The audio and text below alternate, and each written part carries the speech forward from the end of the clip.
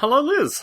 Hello, Tom. How are you? So we have an embargo on talking about Thanksgiving, but I have a list of topics here. And you don't have any topics? I do not. I'm dying to hear what you've come up with. Okay. Well, we should probably start by some promotional discussion associated with this forensics book, because since our last recording, I've actually narrowed down my ideas on a chapter, and I've started writing it and piecing together the software components for my chapter.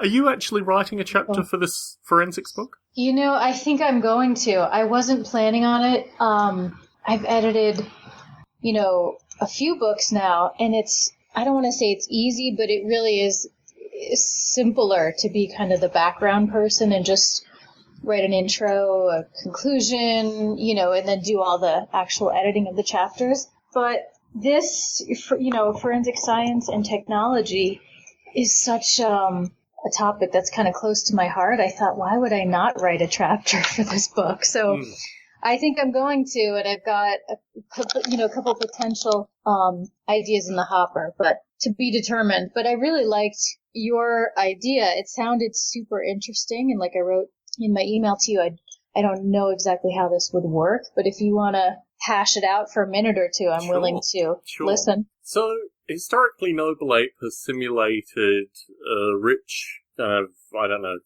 chain of islands environment with these ape-like creatures that wander over the environment and, interact with each other and eat and sleep and what have you.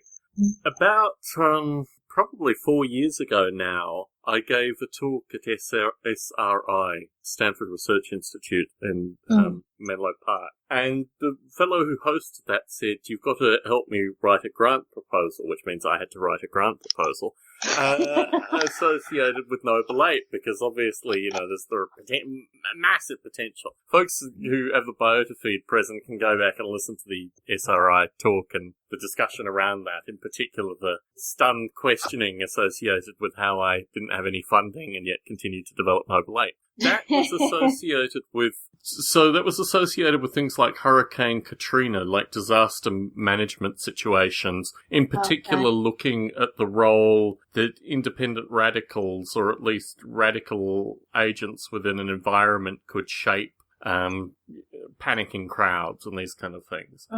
So it was to look at the kind of normative group and then radical individuals to see how they could impact the group and sway things. It's a counterpoint to traditional hierarchical models that historically didn't do particularly well in this kind of disaster management. So I wrote the grant proposal for this and didn't get the grant. But I've always... Who was it submitted to, just out of curiosity? Some dodgy US government agency that I don't in any way want to be affiliated with, but the kind of agency that would be giving money to Stanford Research International. You don't need to, a list of possible 3 or 4 government departments, any of the above. It wasn't Homeland Security, thankfully. Department of Defense? I'm not mentioning any other names. Okay. I don't know. Honestly, it was one of these underneath organizations, and who knows where it actually went. But I didn't get the grant. I'm sure Halliburton got it instead. And I just went on my merry way. But it's always interested me, this notion that Noble Ape is really just tongue-in-cheek about humans, right? It is about humans, those humans. So from that, I've often wondered what I needed to change in Noble Ape to actually make it a simulation about humans. And what's more interesting in terms of the foibles of humanity than things like murder and high crime. And I thought, well, this might be an interesting... So there are two aspects that I'm looking at here. The first is associated with random walks through a possible set of solutions. And here we're talking about people who... The 3 murders that I was looking at in California, one of them is with a serial killer, and the other 2 are really illustrated as kind of crimes of passion in terms of how they were written up. But the thing that interests me is this notion of, firstly, a multiplicity of solutions in terms of... the possibilities of these individuals' actions, but also the strong narrative component. Through Noble Ape is this idea of narrative. And the narrative is typically used to describe the ape's behavior to an external observer, but I'm interested in the narrative also being programmatic. So there are these two competing ideas. One is associated with random walk, one is associated with competing narratives, be it witness testimony or testimony of the accused. And that creates an interesting tapestry for a simulation like Noble Ape to exist in. Now, obviously, I've got to do things like change the environment and also change some of the aspects of the Noble Apes to make them more like humans. And that's where it's particularly interesting. That's where the software programming part comes. So I started the programming effort to that light. I started last night, and I'm in parallel documenting this. And on February 2nd, I'm giving a talk at Netflix on my chapter. So I've given myself basically 2 months to generate the data and then time to talk at Netflix. I'm not sure when the chapter's actually due. Neither am I. You mean you're going to talk at Netflix on this chapter that you're currently writing? Yes. Oh, see, that's great. You've given yourself a deadline. Now you have to do it. No, people have already That's booked. good. No, people are already coming. Like, it's a big thing now. So yes. Wow. No, That's I know how to do these things, Liz. I know how to frame pressure in these circumstances. So That's great. I don't want to And give. it's good press for my book too. So thank you. Yeah, no, your book is actually in the meetup invite, so I can forward that on to you as well. Fantastic. But that's... you never know, with the copious quantities of building funds, you might actually be able to come and attend the talk. Exactly. Right. February in California. February That sounds 2nd. really nice. Yeah. Okay. Slightly less snow than where you are currently. Yes, exactly. I'll pencil it in. But that's I love doing that too, because then you're committed to it. People are coming. They want to hear you say something interesting. So you've got... But if the chapter isn't quite finished by the time you give the talk, you can actually use the talk as motivation to actually get the chapter finished as well. I think the origin of... Totally. Yeah, the origin of Mind chapter, I think, was pretty well... One of the ones that I wrote with you, either Mind or Design, was like that. I basically queued up a talk, did as much as possible in chapter, and the talk caused me to completely rewrite the chapter. So that's my anticipation here, that actually interacting with an audience is kind of like a mini peer review session. Yeah. And you get to see those dynamics as well. So, yeah, it's all lining up quite nicely in that light. That's now I just need to do the copious quantity of software, coding and running for how many days in order to test these hypotheses out. The other thing I probably should do is, and this is a question that I have for you, the field of forensic science, in terms of getting myself just coherent enough to actually be able to be in such a book, can you recommend books on the field or anything like that I could kind of deep dive into currently? Yeah, I can. I don't have my Kindle right here, but when I first started getting into this, I read all the sort of primers, and there's even a book. I don't know if you know the book series called A Very Short Introduction to X. Do you know that book series? So they might have forensic science. I read the forensic psychology one, which is interesting. And then I read forensic science for writers, which was more about like how to write about crime and mystery and that kind of stuff. But yeah, I can get you a list of some of the books I read, and maybe even more helpful were some of the contemporary articles. So I got really interested in the Innocence Project. You know what that is? Certainly. The DNA, people that have been convicted for 30 years and, dying of cancer and then mysteriously get released. Yeah, exactly. The racial side of the Innocence Project as well, I think, is just really, really disturbing too. It is really disturbing. One book that comes to mind, I actually tried to get the two authors of it to write for my book. It's called Genetic Justice. There's basically a science writer and then somebody who does forensic stuff for the government. And I reached out to both of them. I didn't hear back from her, and he said, I'm working on, way different stuff now, so no, I can't contribute. But that book, Genetic Justice, it's dense. It's really dense. It's just tons of like data and statistics and information. But I learned more from that book than any other resource in forensic science. But it is focused on the Innocence Project and how, everybody assumes that DNA evidence is 100% sure and 100% decisive, and all the reasons why it's not. And so it's really informative and it's really timely, I think, too. So that's a good one. But I can certainly go back in my files and get you a few more. Cool. Thank you, Liz. That'd be much appreciated. Mm-hmm. So, I have a few topics here this evening, and they fit into the broad view that we are recording a kind of philosophy plus podcast, which may or may not be the case, so these questions may date themselves very quickly.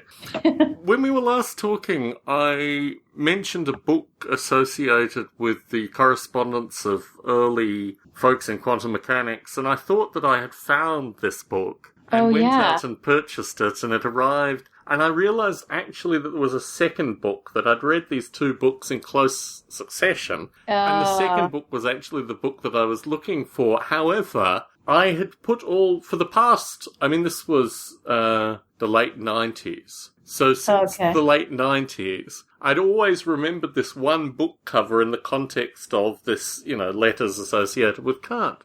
And I had done this so much that I had completely forgotten what the other book looked like, anything close to a title of the other book. So I've had this strange experience this week associated with my, not necessarily my deteriorating mind, but the fact that my mind, as is a favourite topic when I chat with Heron, has found a completely different thing and then developed this story associated with this thing to the point where I don't even really feel comfortable talking about the Kantian origins, although there are other books, and I have found a number of web pages, including a couple of Wikipedia references, that do indicate what I said was the case. But without this book in my hand, I'm starting to feel that my mind is not a good reference point to make these kind of claims. Oh, you're talking like somebody who has early stages of dementia, but you're too young for that, Tom. Yeah, no, my wife, I keep making these points to my wife, and she keeps saying, and I have solid dementia on both sides of my family, so I keep making the claims that my wife points out to me that what I associate with mental frailty is just like normal stuff for everyday people, and the fact that I make such a thing out of this deteriorating mind is only indicative of me and not indicative of the fact that I do have early onset dementia, but our listeners can decide for themselves. So, and I just reified that for you.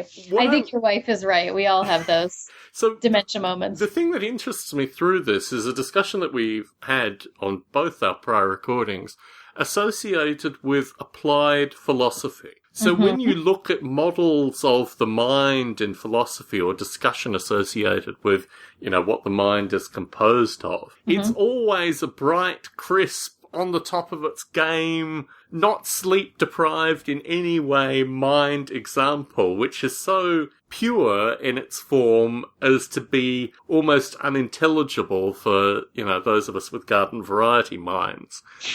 In terms of philosophy, in terms of the philosophy of mind, what philosophers gel with you associated with a slightly deteriorated, slightly less perfect view of the mind?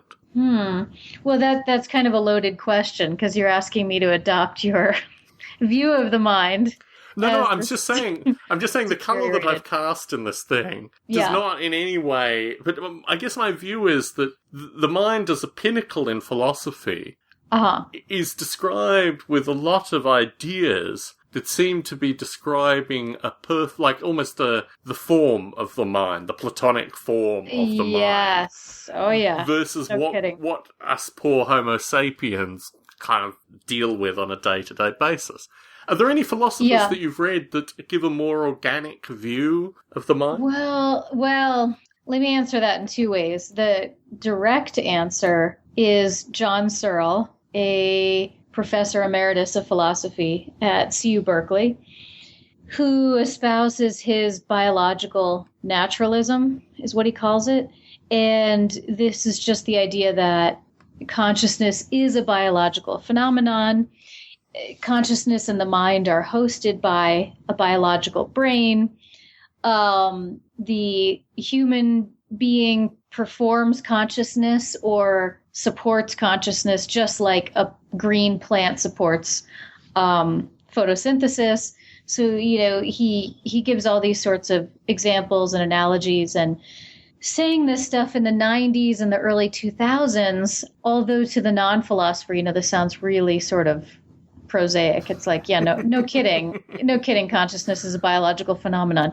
But he is certainly one of the first mainstream or popular big to-do philosophers who's saying this, because you're right that certainly in mainstream analytic philosophy of mind, philosophers are talking about the mind in this Platonic, perfect, pristine form and not getting into all the messy stuff that psychology gets into. And what I would say is that, to answer your question, I never thought of it in terms of like a diminished mind or an imperfect mind or something like that.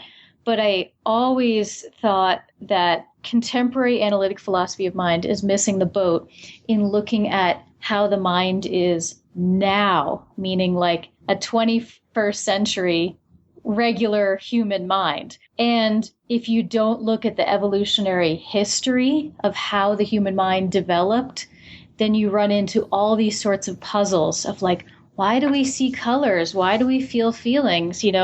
Why do we have qualia? The David Chalmers question. Why do all this stuff, why does it exist? Why do we experience it? Because you're not at all considering how the human mind has developed over time. And that's really, really missing from contemporary analytic philosophy of mind. So the broader, more general way of answering your question is that I was always drawn to more, evolutionary psychology views of the mind, or cognitive science that were evolutionarily informed views of the mind. So you're looking at, the human mind is sort of like the mind of a dog and a cat in all these ways. And then it's different in these few very specific, very much more contemporary, really, really narrow, specific ways. Does that make sense? Certainly. It is interesting because when you start looking for applied philosophy, I mean, I'm a big fan of doing this with metaphysics, particularly in computer simulations, you start to realize that philosophy is about giving you almost a golden rule associated with the thing that you're looking to explore. And then you have to either, using existing biological principles or, psychology. Oftentimes psychology has its own equivalents to this, that in terms of kind of small golden rules kind of scattered through, and then, attempts to liaise with, let's just put it that way, evolutionary biology. But a lot of the contemporary experiences of the mind, in terms of mass information, in terms of instantaneous communication, all these things kind of cut through the evolutionary biological approach and actually indicate that the mind has these evolutionary aspects, but is now caught in a sense domain, and we'll talk a little bit more about qualia in a minute, I think, because this is particularly interesting, that really our responses may historically have been biologically driven, but now the biology is firing against things that it's never been a part of previously. I mean, cars historically have been used as this example, that if you take cars to a culture that does not have generations of vehicle ownership, you have all these circumstances and all these really strange road accidents that you would never get in cultures where, your parents owned a car and you had experiences from a young child with a car. And you have these curious things now where technology is similar to that, except there's been virtually no culture that has had this tradition of, information sharing, of, immediate sense contact and, diminishing returns for traditional interactions. So, there's all this curious stuff that comes through the modern experience, which philosophy is so far on the back foot, associated with even, you have this kind of visionary view, and then you have the applied reality, and, I've certainly in the 60s and 70s, psychology was really coming into its heyday associated with describing, unrest and social phenomena. But even now, in the present day, even the analysis of psychology has to make a series of jumps in order to keep up with, what we see in current experience. But I wanted to return to qualia. Mm-hmm. Because qualia, in a simulation terms, I've always thought of qualia as a kind of evolution from Bertrand Russell's logical atomism. How would you describe qualia to the layperson listening in? Qualia is basically just a fabricated problem that David Chalmers made up. Who it is? Pull no punches, Liz. Who is making a living in Australia, I might add. He got really famous with it at University of Arizona, but now he's at Australian National University. My alma mater. Oh, really? Yes. Oh, very good school. Well, that's not the way I felt about it, but anyway, continue on, Liz. Sorry, I shouldn't have interrupted you. Maybe it's reputation. See, it's all David Chalmers. He brought qualia to Australia. Now it's just, They just thought they were koalas, or that was just a mispronunciation of koalas. And look at this. Anyway, continue. Well, okay, so, this is why it is a fabricated problem. And this is, in a nutshell, it's kind of the problem with contemporary approaches to mind, contemporary analytic philosophy. So he basically asks the question, David Chalmers asks the question, okay, if bicycles are physical things and bicycles don't have feelings and they don't experience the world in any sort of sensual way. Bicycles don't smell things, they don't see things, they don't feel things. And if humans are physical things too, then by extension of that argument, we shouldn't, as physical things, experience the world in any sort of sensual way either. We shouldn't experience the qualities of the world around us, which is, qualities that come in from all the 5 or 6 senses. And so then it's this huge problem, according to him, called the hard problem, which is how can it be that we're a physical thing, but we experience non-physical sort of experiences like feelings, And he really comes up with this kind of mysterious or mystical answer to his own question. This is why he's called a new Mysterian. And he has some friends in this camp, very few, that he answers by saying, well, there's this qualia is sort of like a force in the universe, and we're sort of tapping into this force. I don't even know. I don't even understand it. That's probably not. Okay, so I had a slightly more applied view, but this again is also about mapping stuff onto things that I already understand. Mm-hmm. The qualia is like an atomic or a quantum of sense data, which is probably far too much Russell in this light, and that it's a description of kind of cognitive or emotional sense data that can be quantized, but I'm probably completely wrong in that definition. I don't think you're wrong. You're that kind of talk is reminding me more of like John Locke. Mm-hmm, certainly. So, yes. Right, sort of like the early British empiricists who talk about sense data and simple ideas and compound ideas, because they're thinking along the lines of where physics was at that age, right? So they're thinking I think that's like the timing is wrong for Locke with regards to quantized data. I think of Russell because Russell was at a time where they had early ideas of quantum data. Locke is again more first principles, but yeah. He talks about primary and secondary qualities, and I thought maybe that's where you were going, where the primary qualities are things that exist in space, like dimension or something like that. Secondary qualities are things that only exist in virtue of human sensory capacities. So red doesn't really exist, according to John Locke. It's a secondary quality that results from this interaction of our visual system and certain wavelengths of light. Yeah. So that's where I thought you were going, primary, secondary qualities.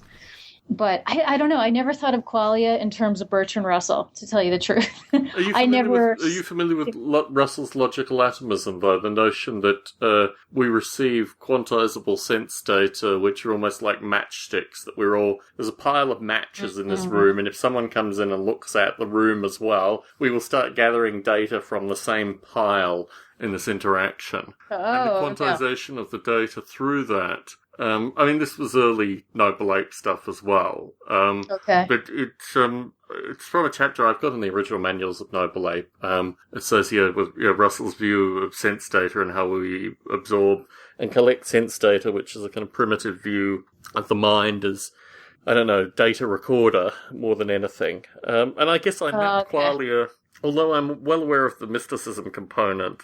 I guess when I had to gather this information and just absorb it in some way, it seemed to be a lot more akin to a kind of untangible sense data that was being described, particularly associated with the mind, but as you say, emotional mappings and all these kind of aspects as well. Yeah, it is interesting. Yeah, it's feelings too. I mean, it's really, if you think of it in terms of experience, that's probably the best way to think of it. So a bicycle or a table doesn't experience its environment in any way, so we think. But human beings, and to some extent or lesser extent, other animals do have experience of their environment. So you feel a certain way, you feel cold, you feel hot, you feel creeped out, you feel thirsty. All those things are qualia. And the reason I find it to be a mistaken idea is, again, going back to this idea of, if you only look at the human mind, if you only consider the human mind in terms of right here and now, 21st century, then it does seem mysterious, right? Like, dinner plates don't experience their environment and their physical things, and human beings do, and we're physical things. So there's this conundrum. But if you look at, well, the mind isn't the way it's always been. It's developed from way simpler forms of things, of living organisms that had to read their environment and go towards the light or go towards the food or stay away from danger. That's the only reason that we're here having this conversation, right? Because our ancestors were able to make those choices for whatever reason, and that led to human beings. So in my opinion, the hard problem, or this problem of qualia, is a stupid problem, because all it's doing is kind of artificially separating. Here's an animal, that should be feeling, sensing, surviving. It has natural survival instincts. And, but we're physical things. It's making humans almost like robots. Certainly. Well, we're physical things. Why do we experience the world? Well, if we didn't, we wouldn't be here, Yeah, I think, I mean, I call it ANU, as opposed to the Australian National University, but only embracing the stupid problems is kind of like ANU's motto associated. Right. Although, truth be told... Come here, work on stupid problems for 4 years. Yeah, exactly. Truth be told, actually, since I was at ANU, there have been a few intellectual revolutions that have occurred there, particularly in philosophy, but none of which I really have any affiliation or positive things to say about. But it is strange that ANU is considered, because when I was there were certainly world experts that were published in, Oxford University Press and all that other kind of gumph. But when you actually interacted with them, they were so uninspiring as to, although, it is very curious. So,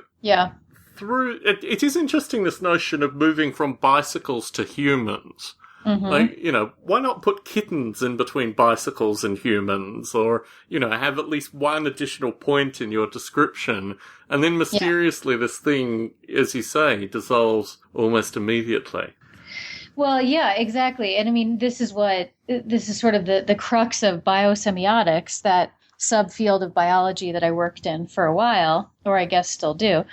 That's the crux of it, is, it's not that it's not mysterious and it's not fascinating how we got from, physical things that aren't minded, that don't have consciousness, to physical things like humans that do have consciousness.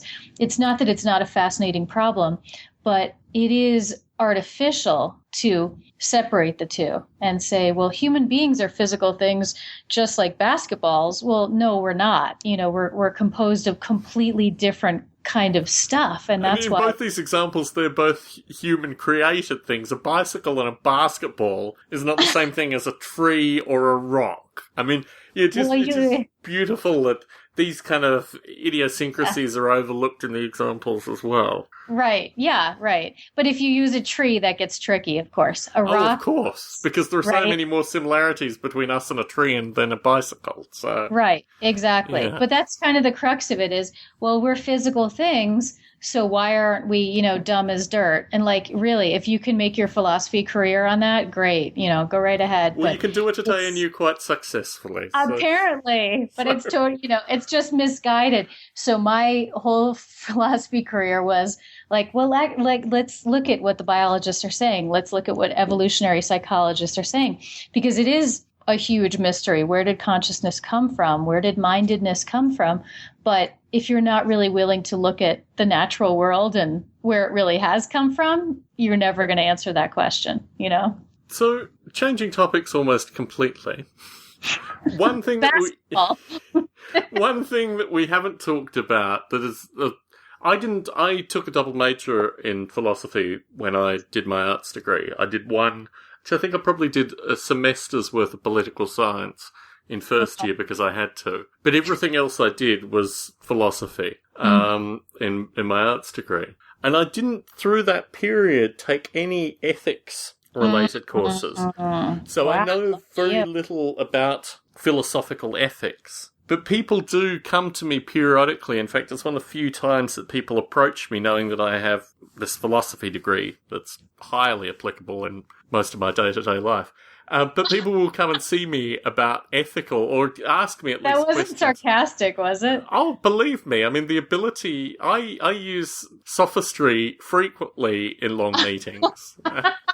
Well, you might use logic if you're doing any programming, right? No, it's all sophistry. It's sophistry all the way down. But moving on from that.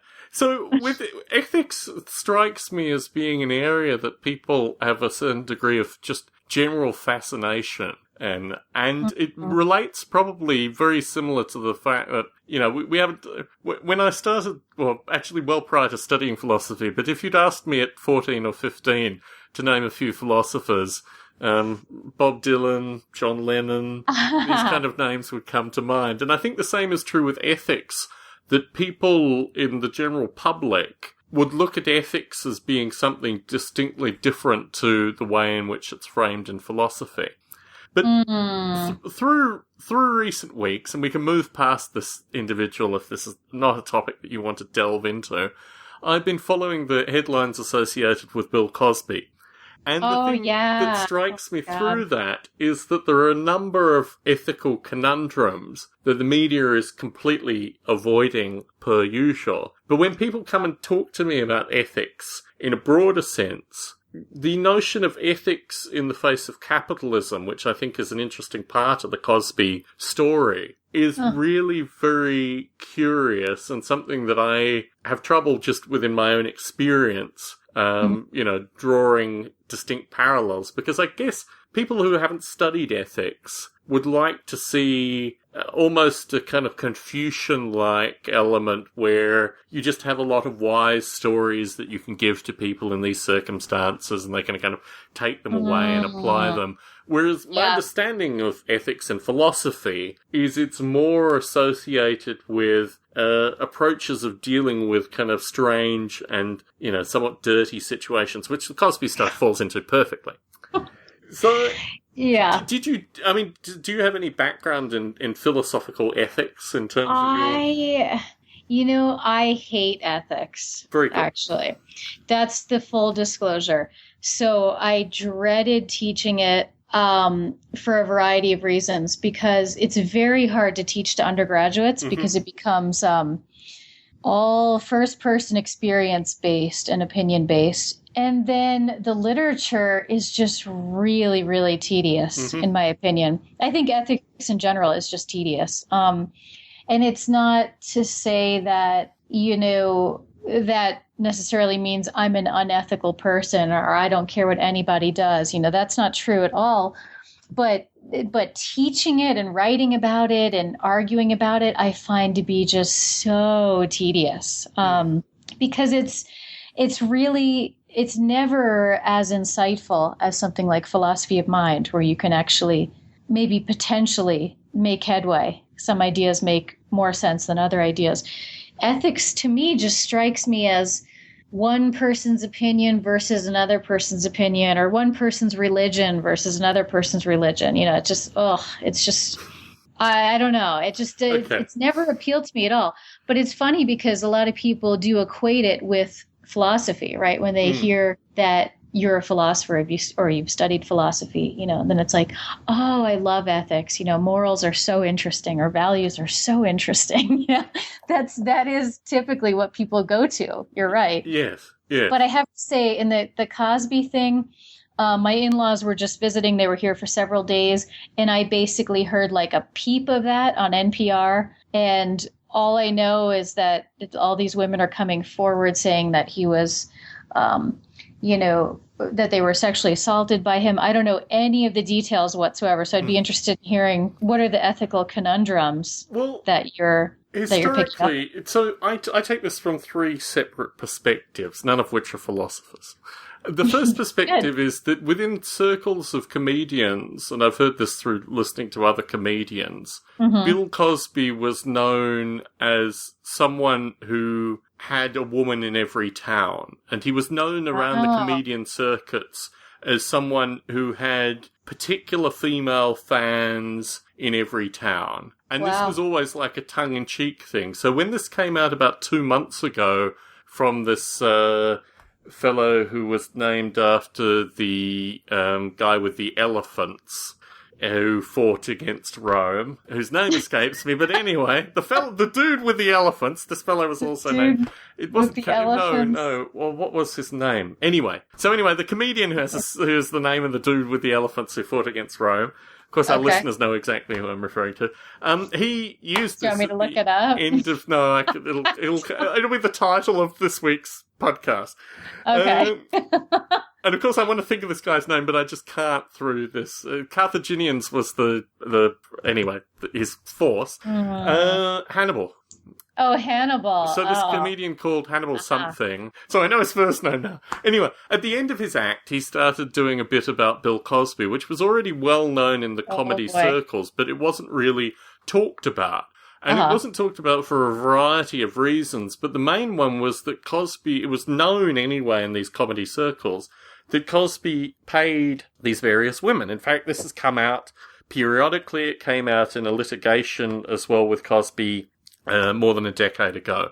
Paid them off to be quiet? Well, the question, this is where it gets interesting, because historically, when he had a paternity lawsuit just after his son was killed. His son Innes was killed it wasn't even a carjacking, just some lunatic, he was helping a woman change her tire and some lunatic shot him. Wow. And soon after Innes's death, the paternity lawsuit came up and this woman came out. So there's assertions that some of this payoff money may have been to do with paternity lawsuits. This is historical stuff. The media isn't talking about that either. There's an interesting phenomenon.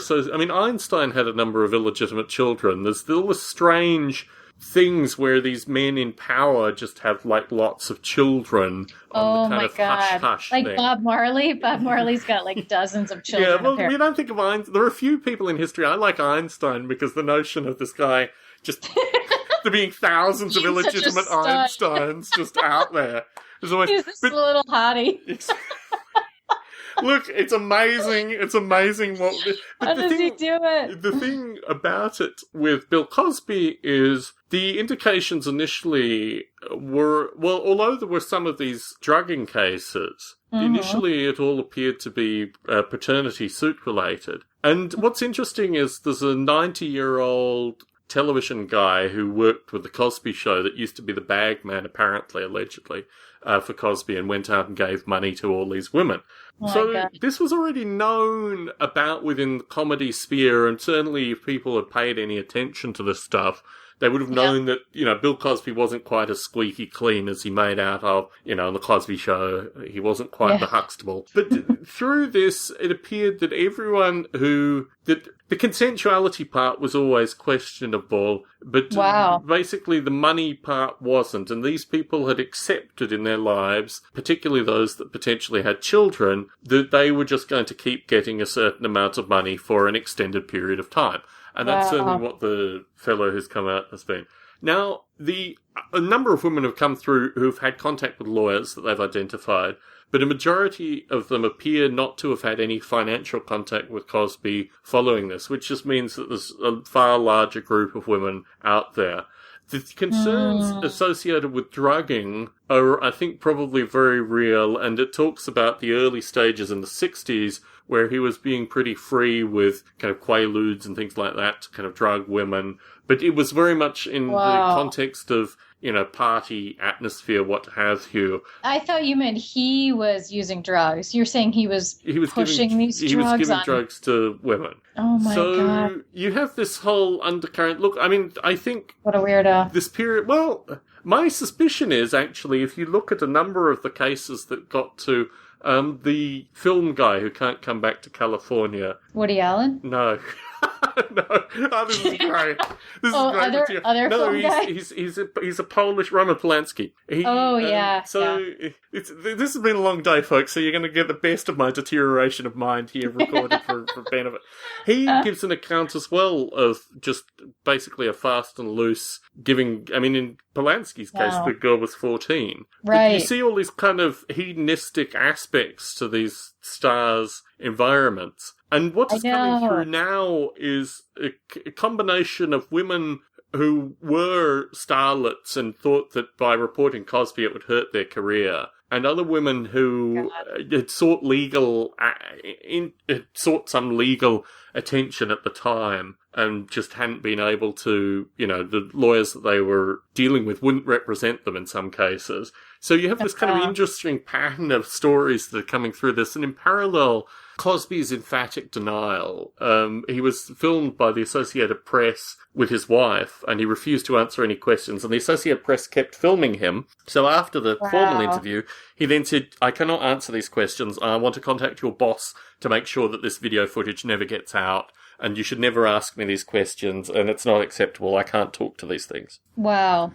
But imagine if, just to play devil's advocate, imagine if the stories are untrue and, for whatever reason, and the press is approaching him and saying, did you do this? And do you want to comment on this? And did you do that? What a nightmare for, maybe it's not Bill Cosby, maybe it's somebody else who didn't do those things. And you're like, now it's out. You have this interesting part where, so there's a fellow called Rolf Harris, who's like nominally an Australian performer who lives in the UK. And he had a similarly squeaky clean reputation. And then it turned out that he had done some things with some underage girls. Actually, relatively recently. He's now in his 70s. You have this kind of culture where, famous people can kind of get away with slightly more. But what's interesting here is the question of if you're paid off and you're paid not to talk for a period of time, and then the payments stop, and then you talk. Yeah. What's the ethical implication through that? And a number of these women seem to have this pattern associated with them. The other thing is that the notion of being wronged and being criminally, something happening to you criminally, and then having a price associated with that criminality is very interesting. And also the historical, now we have a culture where the police, the judiciary, the whole legal process is distrusted. But I think it's not a modern phenomenon. I think it's historically been distrusted as well, probably even more so than it is currently with regards to these kind of crimes. Yeah, that's interesting. It almost seems like, should there be a statute of limitations? If you are victimized, raped or victimized in any way. I think there is a statute of limitations associated with rape. I think it's 25 years from memory. So, 25 years? Yeah. Whoa, that's pretty generous. Well, it's interesting. It's like, take your time, think about it. It's interesting that you say that, because it then begs the question. There are current cases associated particularly with students in colleges getting sexually assaulted where they take a year to report. And there's all this questioning associated with the length of time, particularly when you have the involvement of others and all this stuff. I mean, they'll... movement into sexuality through the college years and all that kind of stuff is particularly problematic when you have idealistic kind of religious views and all this other stuff peppered through. But these women, aside from, I think, a nurse, all appear to have some connection with show business. They're all presented to Cosby in a connection with them advancing their careers in some way. And through this, the allegations, and then it goes both ways in terms of, is this a negative? Is this a positive?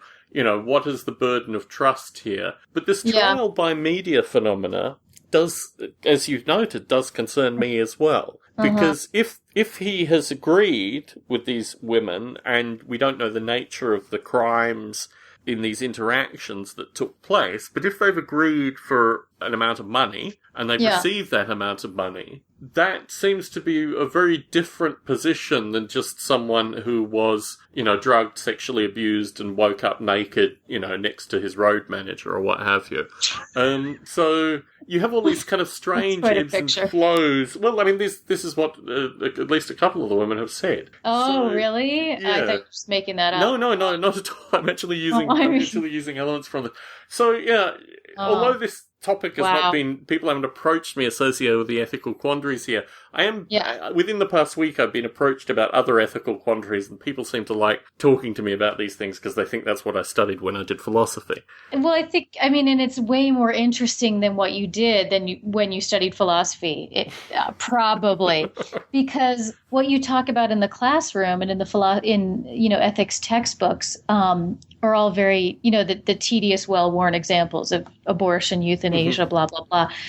What I'm much more interested in is kind of the issues that you're bringing up, like with what's happening in the Michael Brown case in Ferguson, or last year with George Zimmerman and Trayvon Martin.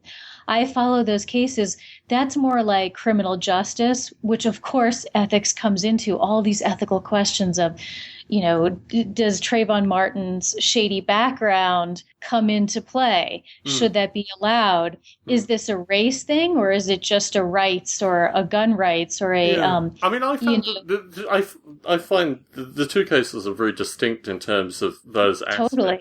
Trayvon Martin, I think, none of the stuff I saw associated with Trayvon Martin shocked me. I mean, I came from an area where cannabis was decriminalised and was pretty well omnipresent, as we've said previously.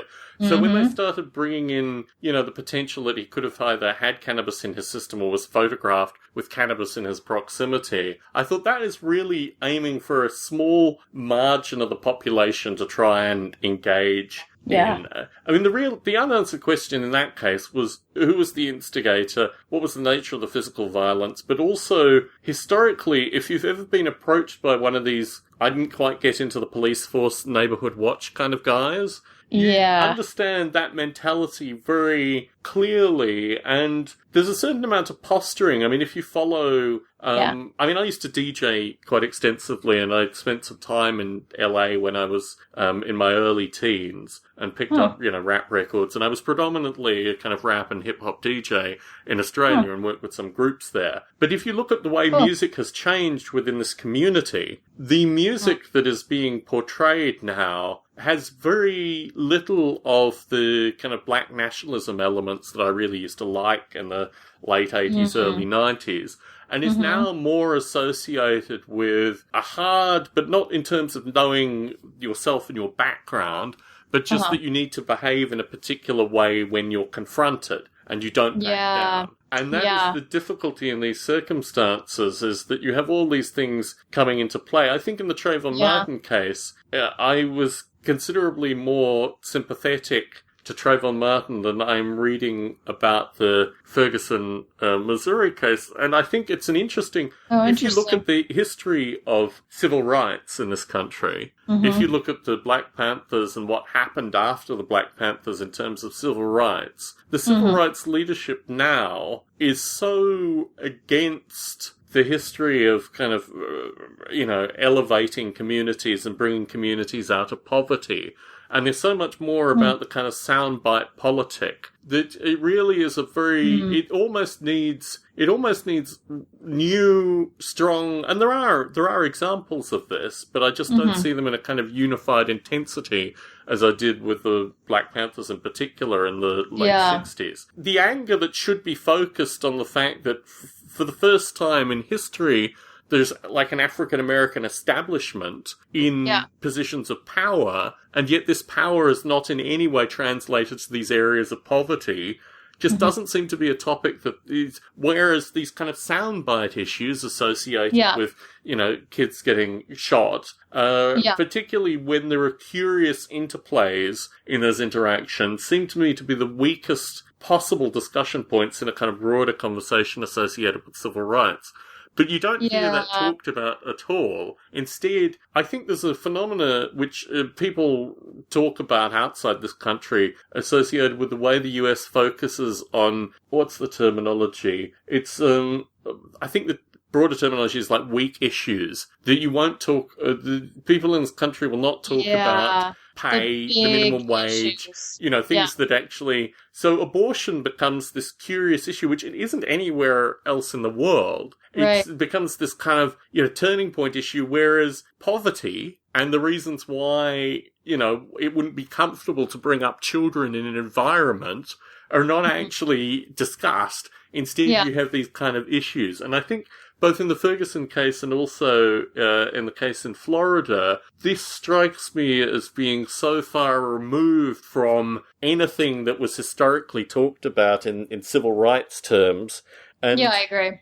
I agree, because it's they're isolated incidents that people then become reactionary to, right? So there's all last night, it was, oh my God, there are going to be huge riots in St. Louis and Ferguson, and everybody's going to be rioting, and there's going to be all this violence and blah, blah, blah over one court case. And it's not that it's not an important case, it is, but I think what you're getting at is there's not this sort of revolutionary movement that everybody's on board with. It's more like reactionary to discrete current events, like discrete things that are happening, I mean, if you look at the concerns in the 1960s, particularly associated with the draft and the potential for actual revolution to occur in this country, the FBI under Hoover, and it's well documented, employed a variety of strategies to completely disarm, discredit, and kill the civil rights leadership that would have enacted change within these communities. The ones who were left, in some description, were accomplices and integrated. In other descriptions, were just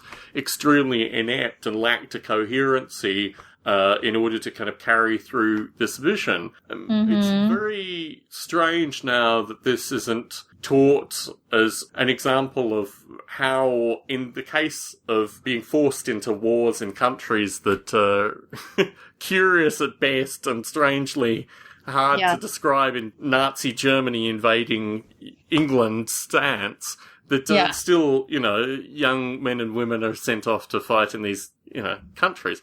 But I think it's very interesting that in reframing this discussion, and I have this conversation on and again, off again with Heron, that our responsibility is to reframe these discussions when they occur, rather than just to kind of delve into what's going on, to actually reframe it in the context of a number of these civil rights leaders who were killed, imprisoned, what have you, because oftentimes their visions were considerably more pluralistic and intelligible and related to normative things like education, public health. I mean, all the kinds of things that are never talked about in any meaningful sense. So, I do feel very strongly that, in the context of these kind of incidents, one has a responsibility to discuss these things. Clearly, the police and the pseudo-police and all these... There's a group in this country that feels that they've had reverse racism enacted against them in some very curious way. White police?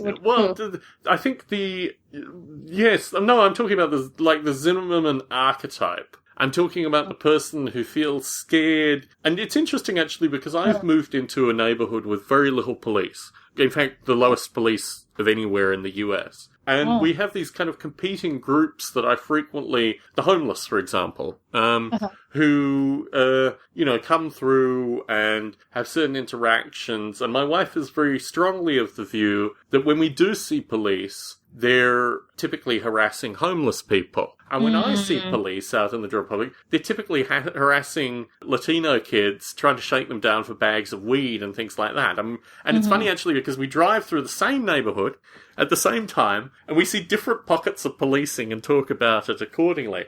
But the traditional, or the observed response for traditional Americans in these circumstances is to arm themselves and to kind of fortify their communities. And my response has been to walk through the community, to talk to people in these environments, and to get a sense of actually organically what's going on with me as an active participant in the broader community. And I think that idea is so against what is kind of the conceived norm now. And it's interesting, actually, because I talked to my co-workers about this, particularly another co-worker lives in not the area that I'm in, but the same county, and has experienced exactly the same problems associated with just complete lack of policing. His view, and he comes from mainland China, is that the government is the source of the solution here, and through various political interactions, this whole thing will eventually be sorted out, and the police will come back, and everyone will be happy. I don't see that as being a possibility here, but I do see the social responsibility of the community is something that needs to occur. And it's interesting because when I contacted the police, when various kind of small crimes are committed against me or my property or my area, I've contacted the police, and the police have either hung up on me or has just said they're not available, or more recently advised me to put up security cameras, which is what I've done. But I feel, having put up security cameras, I still need to interact with the community in a way where I'm just not some armed nut wandering the streets. And in contrast to this, I have met a fellow who lives a block over. In fact, he came round and talked to me about increasing my security cameras and beefing everything up.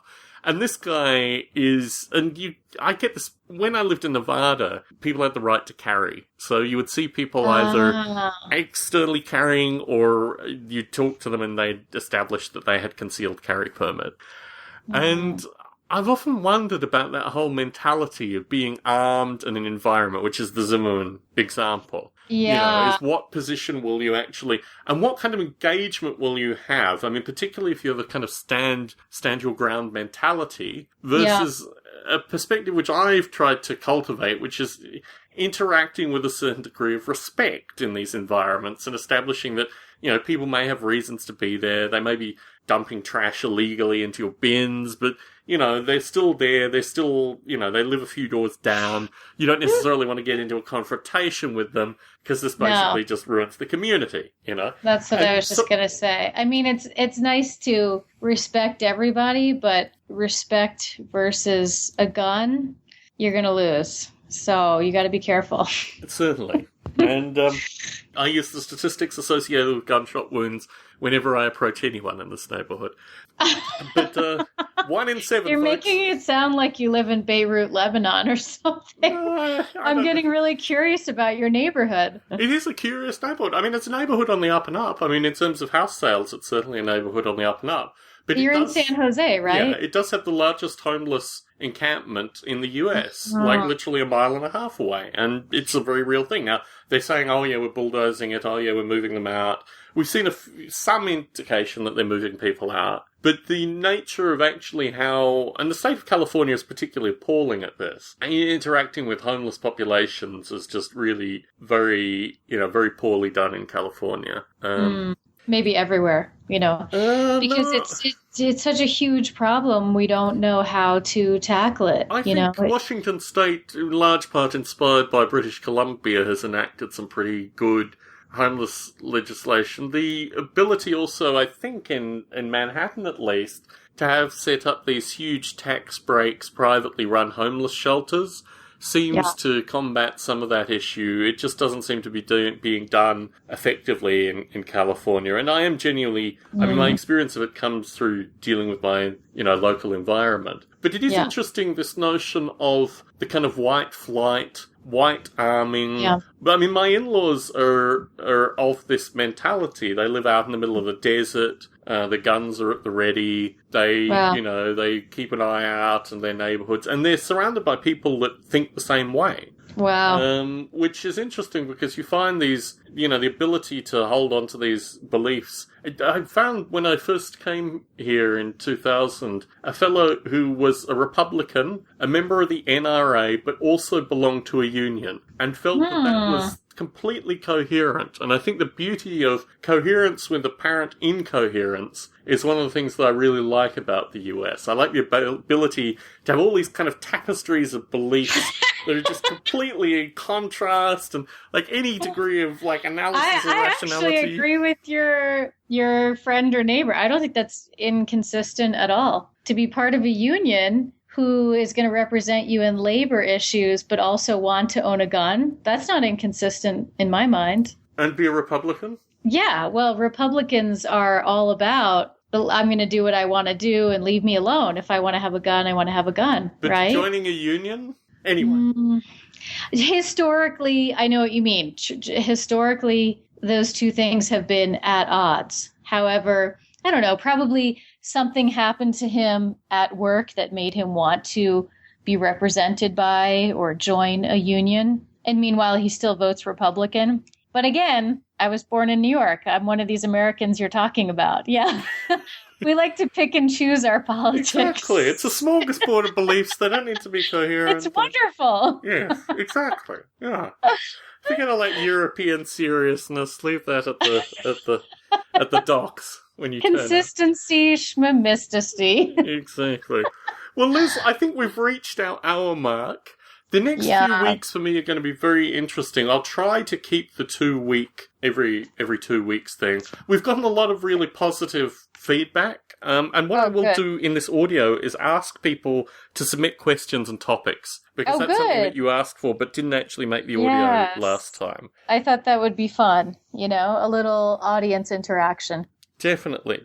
And sometime in the next probably 3 or 4 recordings, we've got to pick a name. Oh, yeah, that's right. Okay. I'm actually very good at naming things. I'm in the process of giving everyone in my new office their rapper hip-hop name, which is a lot of fun. Very good. So let me put this on the back burner and come up with something. But it's not going to be applied epistemology, if that's okay. No. In fact, Heron stopped listening as soon as he said things against epistemology, so we've got one less listener. Oh, he did? Yeah, he was quite warming to you, and then you said that, and he just said, I'm sorry. Wait till he hears I said that I hate ethics, too. I don't think he has any meaningful concerns about ethics, but, yeah. I'm trying to think of a title that'll have something to do with ANU, but anyway, I'll work on that, and you work on the name of the podcast list. Okay, sounds good. Well, you have a great Thanksgiving in a completely untraditional way, and I will. You too. I will have a slightly more traditional Thanksgiving. Okay, well, enjoy it just as well. I'll talk to you in 2 weeks' time, Liz. Okay, take care. Sounds good. Bye, See Tom. you.